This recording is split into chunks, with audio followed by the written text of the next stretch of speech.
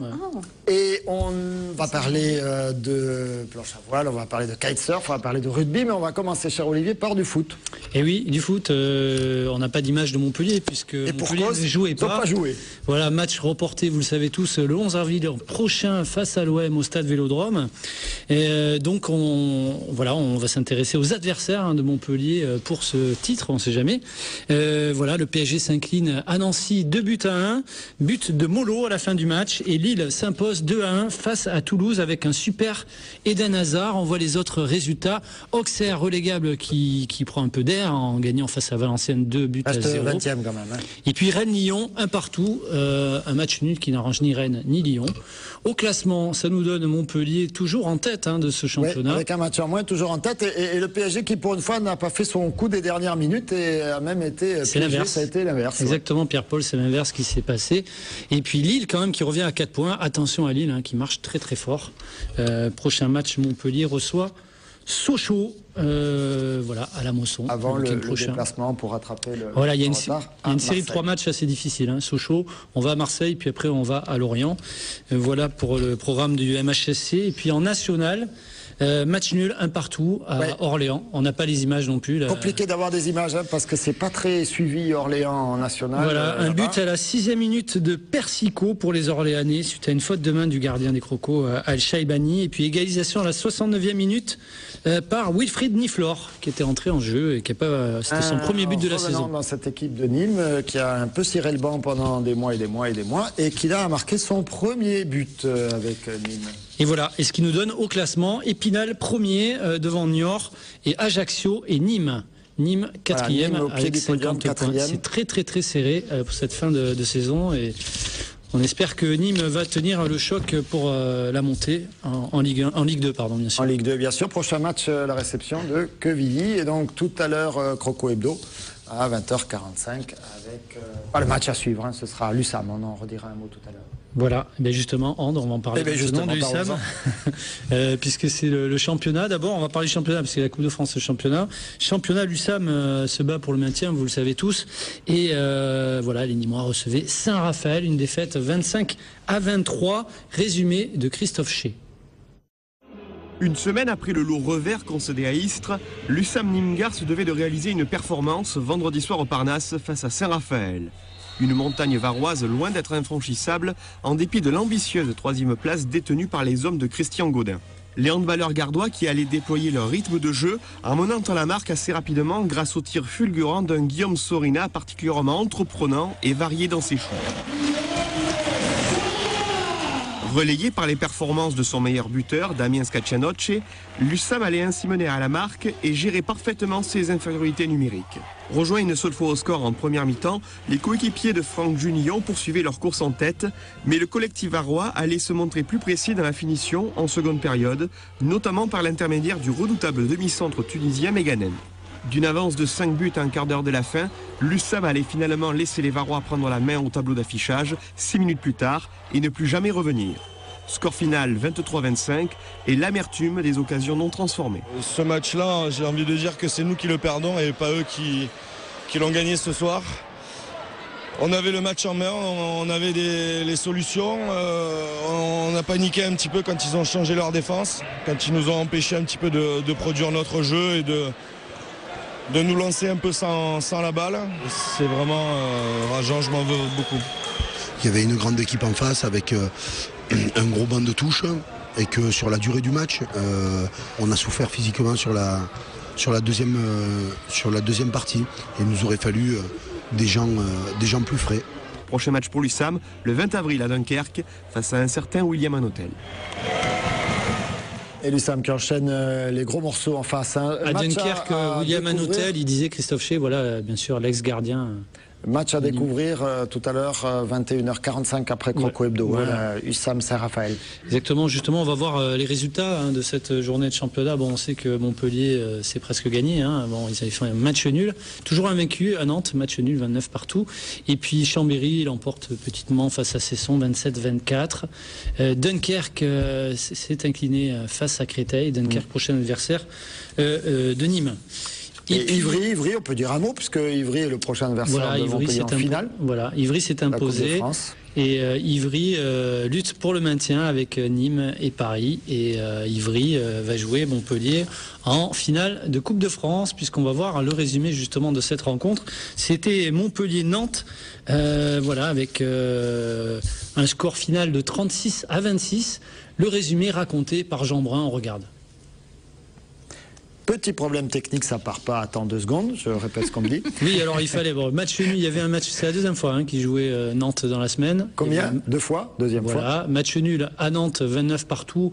Ils avaient encore sur la tête cette défaite à Barcelone de 16 buts. Et puis là, ils sont bien revenus, vraiment très en jambes, les Montpelliérains. Ou alors est-ce que c'était les Nantais qui n'étaient pas capables d'enchaîner 2 performances de choix à 3 jours d'intervalle? Non, mais c'est la hiérarchie logique qui, cette fois, a été respectée, Jean Brun. Après la fessée espagnole en Ligue des Champions, après la déception nantaise en championnat, Montpellier se devait en Coupe de France de présenter un autre visage à ses supporters dans l'antre de Bougnolles et particulièrement face aux gardiens du Temple. Allez gars, allez, hey, force d'entrée, hein. N'est pas l'autre ici, les mecs. Opposé à Nantes pour la 2e fois de la semaine, Guigou, Karabatic et consorts n'avaient pas droit à l'erreur. Soyez pas nerveux, hey, soyez pas nerveux. Concentré, déterminé, fort. Pas nerveux les gars, pas nerveux. Cette première période allait permettre aux Héroltais de retrouver une envie et une cohésion oubliées depuis trop longtemps, malgré des Nantais toujours dans le coup, après 20 minutes de jeu. À 13-11 encore, on était vraiment bien et on a commencé à avoir un écart de 5 buts à la mi-temps qui, à mon avis, était bien sévère.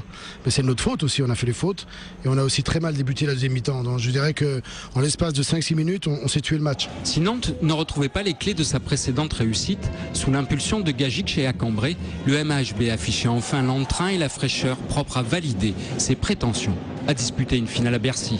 Cerise sur le gâteau, après une semaine de remise en question, Montpellier l'emportait 36-26, un écart de 10 buts devenu exception. On a peut-être mieux joué au handball ce soir, on a vraiment été dans le combat, après nous contre on a lâché très bien les balles, on a bien enchaîné, et ça a fait la différence ce soir. Et même si ce dernier tir n'était pas validé par les arbitres, il montrait un Montpellier retrouvé, prêt à défier Ivry le 15 avril, en finale de la Coupe de France à Bercy. Et oui, il y aura encore des beaux matchs avant la fin de la saison avec le MHB. Et voilà, et peut-être un 4e titre cette saison, puisqu'on va considérer que le titre de champion de France c'est presque fait, 9 points d'avance.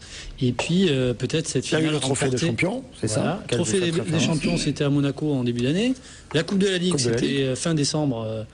Face à Chambéry, victoire, et puis championnat et Coupe de France peut-être le 15 avril prochain à Paris-Bercy, c'est la première fois que ça se passe à Bercy. Mais cher Olivier, on sait que l'ambition à peine voilée des dirigeants du MHB, c'est de bien figurer dans cette fameuse Ligue des Champions. Depuis quelques années, c'est difficile, et là, ils réfléchissent à des solutions. Alors déjà, oui, ils recrutent là, à tout va. Là, ils ont recruté déjà le jeune Kevin Niokas, le Parisien. Et là, il y avait la présentation aujourd'hui de 2 recrues phares. On les voit à l'image. Alors, Petar Metlicic, alors lui, il est champion du monde, champion olympique avec la Croatie. Il vient pour remplacer Vít Kavtičník une année. Vít Kavtičník qui s'est blessé pour la saison entière, l'arrière gaucher. Alors c'est un gaucher justement, la base arrière manquait de gauchers puissants comme lui. Et puis l'autre, le blond là, c'est le grand blond, c'est de Scandinave, c'est Erlend Mamelund. Il est grand, il est blond. C'est un viking. Ouais, c'est un viking. Et frisé même. Voilà, alors un grand Norvégien au physique bien scandinave comme vous avez vu. On les a rencontrés et on a demandé ce qu'ils pouvaient apporter à ce club. On écoute d'abord Erlend Mamelund et puis Petar Metlicic, vainqueur quand même 3 fois de la Ligue des Champions avec Ciudad Real. On écoute. Je suis un joueur très polyvalent en défense, mais également en attaque. Je peux jouer à presque toutes les positions en défense. Je sais utiliser ma force et ma puissance à bon escient. C'est un défi qui m'a plu tout de suite. Il y a eu par le passé des tentatives pour me faire venir à Montpellier. L'entraîneur Patrice Caneillet voulait travailler avec moi. Moi je voulais aussi. Faut jamais dire jamais. Il se trouve que c'est maintenant que ça se fait. J'ai envie de nouveaux titres. On n'est jamais rassasié. J'espère aider l'équipe de Montpellier à se qualifier pour une demi-finale ou une finale. Et pourquoi pas gagner la Ligue des Champions. Et voilà, on l'a compris, l'ambition toujours renouvelée, gagner cette fameuse Ligue des Champions. Il y a déjà eu un titre, c'était en 2003. Et depuis ça fuit. Et un mot de Gervaise Pierson, la jeune gardienne de Nîmes qui avait été appelée en équipe de France, qui quitte le club de Nîmes la saison prochaine et qui va jouer à Metz, qui signe pour 1 année plus 1 en option. Voilà. Et puis à Nîmes encore se déroulait la 2e étape de la Coupe de France AIDA, c'est la plongée en apnée. Pas de très grosses perfs, mais des champions comme Guillaume Néry ou Fred Cessa, le Sétois, et surtout aussi Régis Scannon. On regarde le reportage de Nicolas. Et non, il n'y en a pas le sujet. Ça fait, et apparemment, on l'a pas. Donc, on va enchaîner avec le rugby. Si on le retrouve, le sujet, je vous préviens.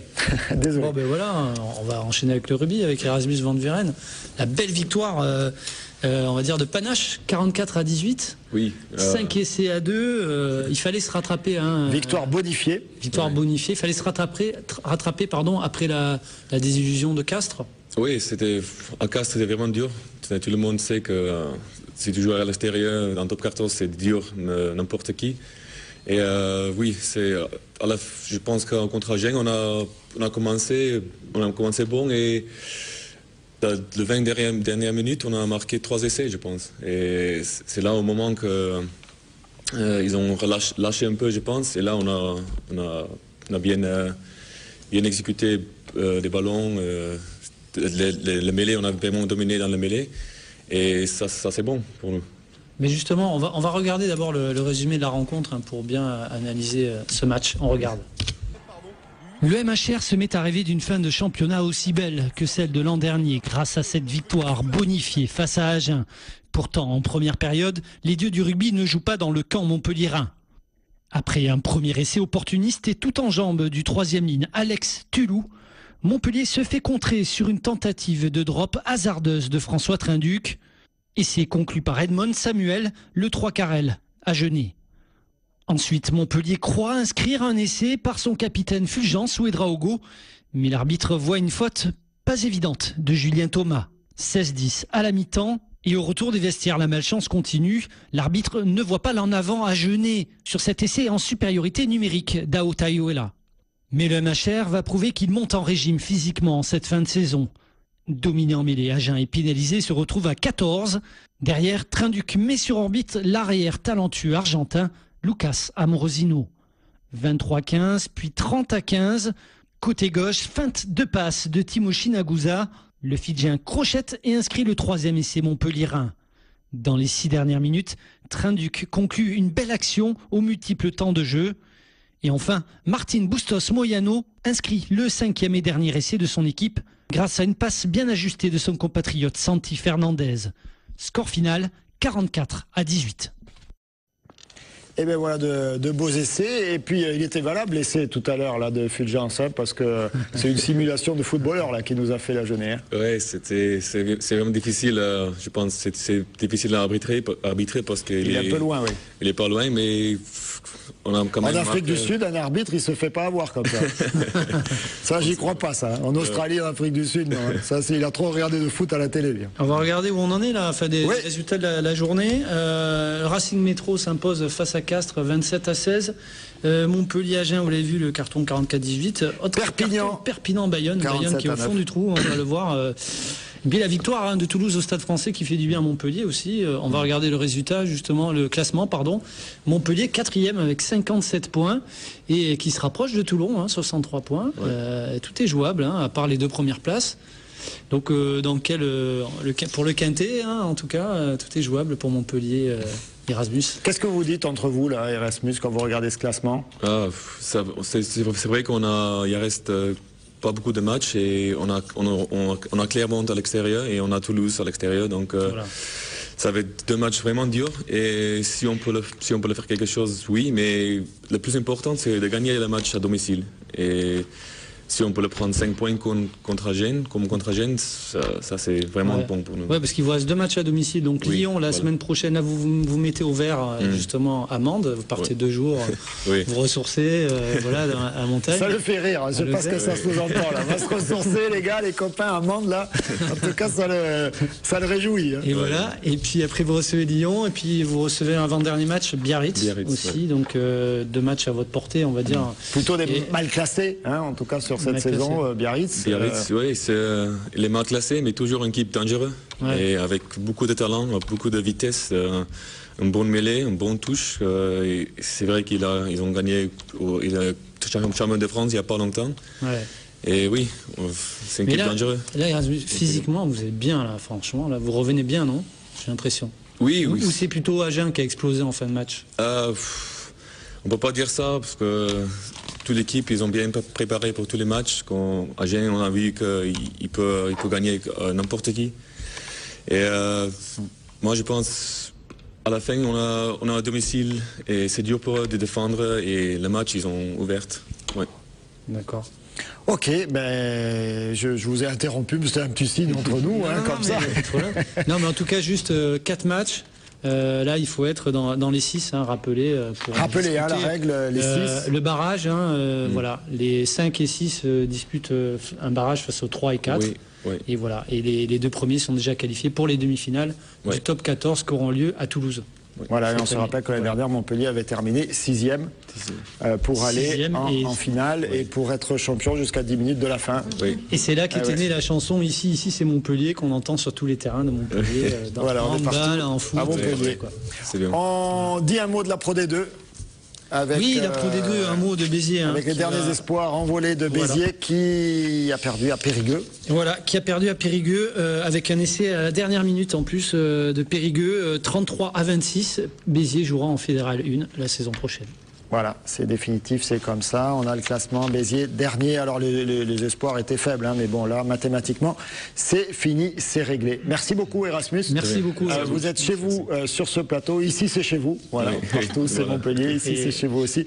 On marque une première courte pause. Aussi. On se retrouve pour parler, je vous le donne Émile, de patinage artistique. Tout est possible sur TV Sud. À tout de suite.